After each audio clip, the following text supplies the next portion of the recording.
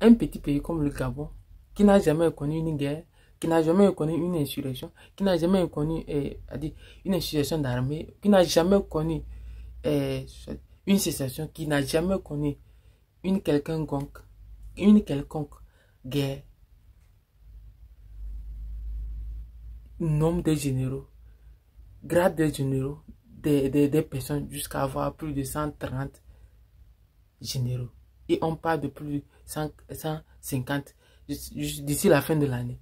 Comment comprendre qu'un petit pays de l'Afrique qui n'a jamais connu, qui ne figure même pas parmi les top 100 des armées les plus fortes du monde, arrive à avoir plus de généraux comme les pays comme la Chine, les États-Unis et la Russie? Il faut comprendre que c'est la corruption qui amène tout ça. Parce que tellement que nos pays sont corrompus, les preuves reviennent et les preuves se réjouissent. Parce que quand vous prenez un petit pays comme le Gabon a une population de 3 à 4 millions d'habitants. Autour de 3 millions en a 4 millions d'habitants. Et comment ce pays qui n'a jamais connu une guerre depuis fort longtemps, depuis les indépendances, arrive à avoir plus de 130 généraux? C'est incompréhensible. Et voilà ce qui se passe en Afrique. Il faut comprendre. Et secondo, un petit pays de 3 millions d'habitants qui exploite des milliers de barils de pétrole par jour n'arrive pas à subvenir aux besoins de sa population. Voilà les pays. Mais on nous fait croire que nous sommes pauvres. Quelle est la source qui prouve la pauvreté? Voilà ce que les pays africains, voilà la solution. Voilà là où les pays africains doivent s'attaquer. On dit on est pauvre. Qu'est-ce qui nous rend pauvres? Voilà, il y a la corruption qui est organisée depuis la France envers nos dirigeants et la corruption organisée par nous-mêmes. Parce que lorsque cette corruption ne va jamais quitter en Afrique tant que la France-Afrique ne cesse. Parce que quand vous voyez la corruption qui se passe en Afrique toujours et que les gens combattent, les présidents combattent, ils n'arrivent pas à combattre cette corruption. Parce que depuis longtemps, au temps de Foucault, cette corruption a été organisée, bien structurée et qui aujourd'hui continue par ressurgir.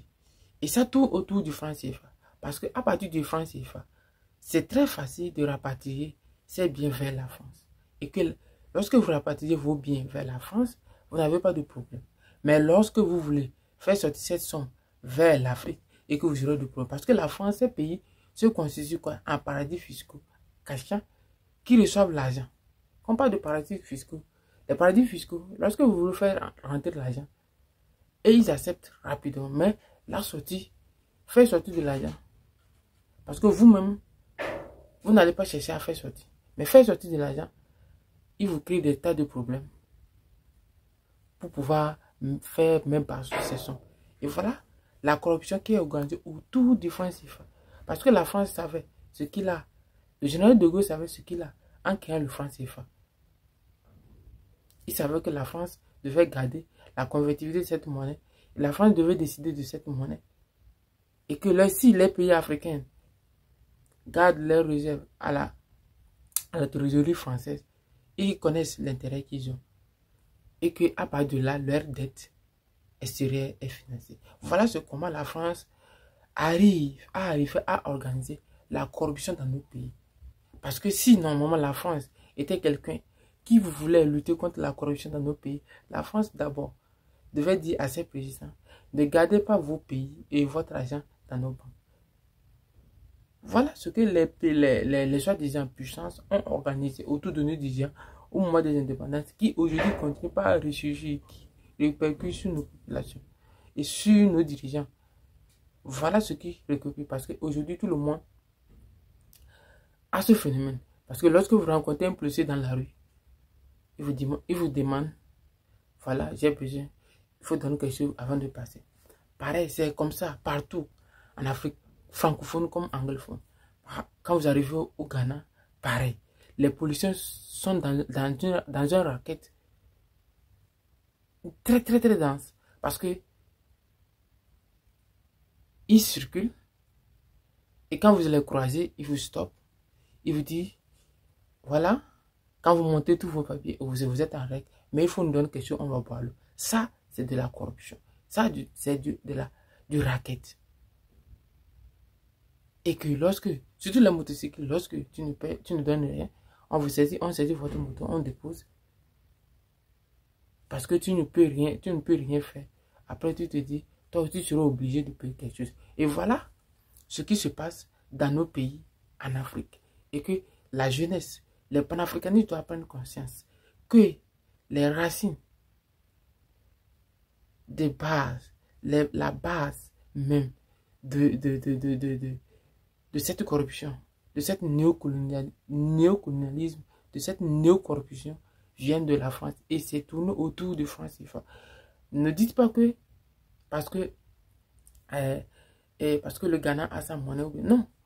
Tous ces pays, aujourd'hui, regardez ce que le franc CFA crée autour des pays anglophones.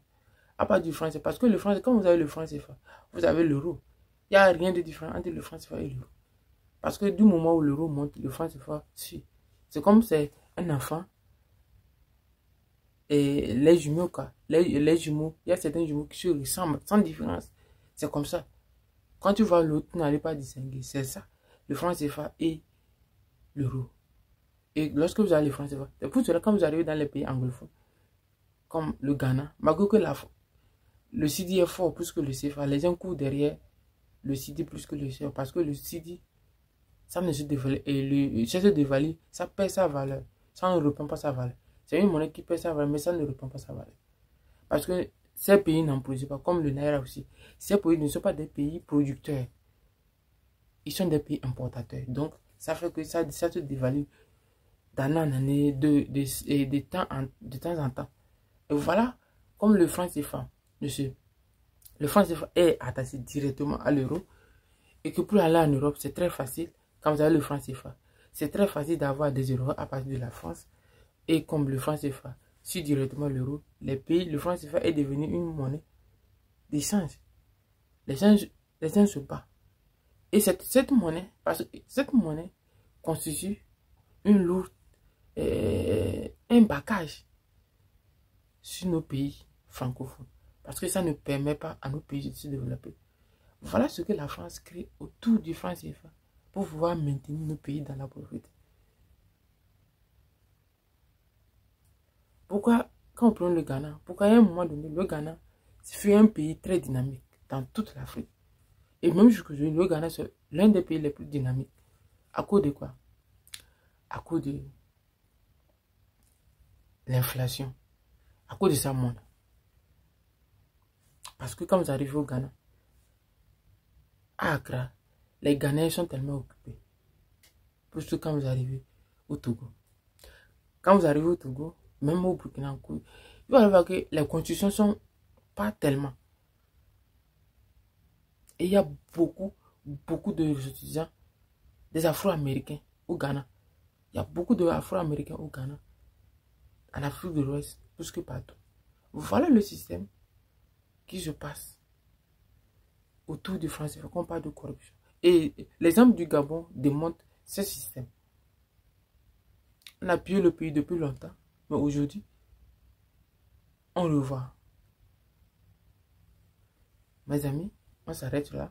La prochaine fois, on va discuter, on va voir un autre aspect. Mais je prendrai le temps d'étudier le franc CFA et je vais vous parler.